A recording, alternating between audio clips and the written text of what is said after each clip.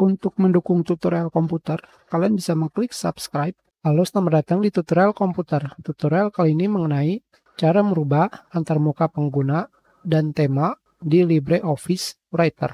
Tentu saja, cara ini juga bisa merubah semua tampilan aplikasi LibreOffice. Untuk merubah tampilan antarmuka pengguna, kalian bisa pergi ke View, kalian pilih User Interface.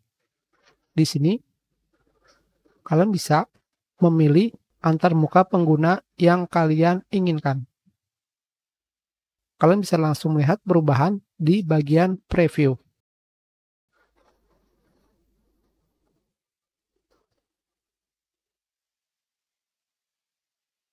Jika kalian ingin menggunakan tampilan ini ke semua aplikasi LibreOffice, kalian bisa mengklik Apply to All.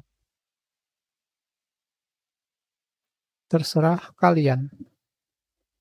Sekarang, jika kalian ingin mengganti temanya, kalian bisa pergi ke Tools, Option. Di sini, kalian bisa mengganti tema icon seperti ini.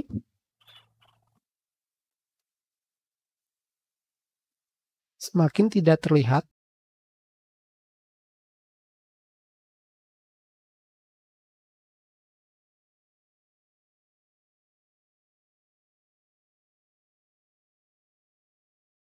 kalian juga bisa merubah tampilan LibreOffice menjadi putih atau mengikuti sistem. Kita close. Seperti ini. Kita sudahi. Terima kasih.